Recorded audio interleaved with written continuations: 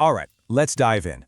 Today we're putting on our detective hats because we're going to crack the case of what writers are really trying to tell us. You know, the story that's hiding behind the actual words on the page.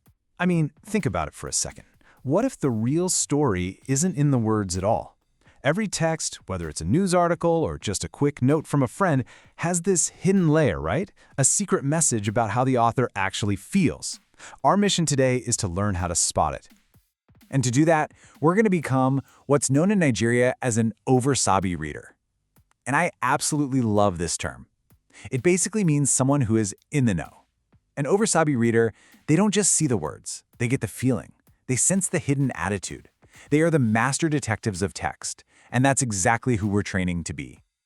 That's right. You have to start thinking of every piece of writing like a crime scene. The author, whether they know it or not, has left behind a trail of clues, and your job, detective, is to find them. So let's start with the most obvious piece of evidence. Our first clue is always the most direct one, the author's choice of words. We're talking about mood words. These are the specific words that give away an author's true emotions. Think of them like a verbal fingerprint. They can't hide them. Okay, check this out. It's a description of a huge football victory. Feel the energy here.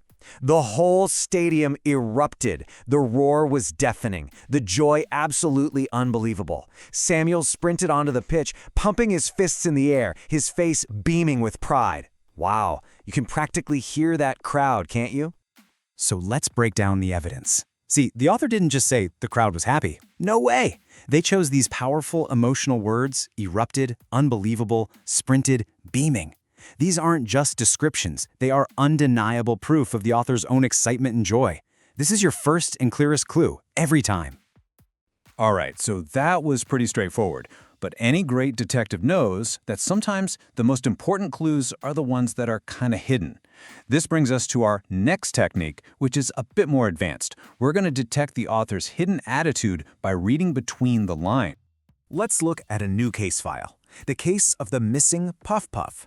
The note says, "I am certain I didn't see the tray today. If the Puff Puff is truly gone, it's a mystery how it vanished. I suppose we should check the kitchen again." Now, on the surface, that sounds pretty innocent, but look closer. The writer says they're certain, right? But then they immediately call it a mystery and use the phrase, "I suppose." That combination of words, it creates this attitude of doubt, maybe suspicion, maybe even a little bit of guilt.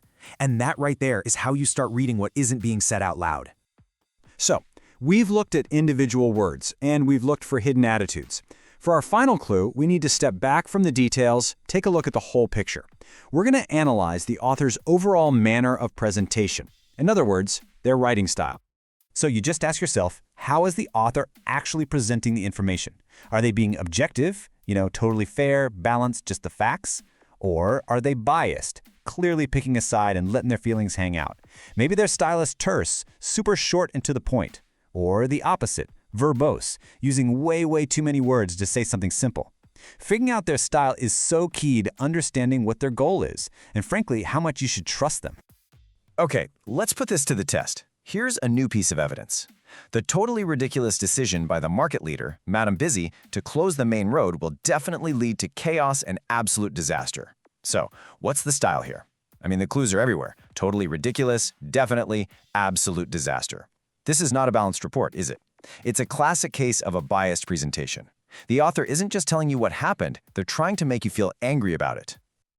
Now, I know you might be thinking, this is all just a fun little detective game we're playing, but get this. This is from an actual English studies curriculum. Identifying mood, detecting attitude, judging the author's presentation. These aren't just tricks, they are fundamental skills for mastering reading. This is basically the official training manual for becoming a text detective. So, you've seen the clues, you've seen the official training manual, now it is time to put together your very own reading detective kit. We're going to boil everything we've learned down into one simple, powerful guide. Here it is, your 3-step process for any text you ever look at. Step 1, hunt for those mood words, the ones that are just screaming emotion. Step 2, detect the hidden attitude. Read between the lines, find that secret meaning. And finally, step 3, judge the author's style. Figure out if they're being fair or biased or brief or just plain wordy. With this kit, you're ready for anything. So, here's the biggest thing to take away from all this. From now on, reading isn't just something you do, It's an investigation. Every article, every email, every book you pick up is a brand new case just waiting to be cracked. You have the tools, you've got the training, so the only question left is, now that you're a detective of text, what will you uncover next?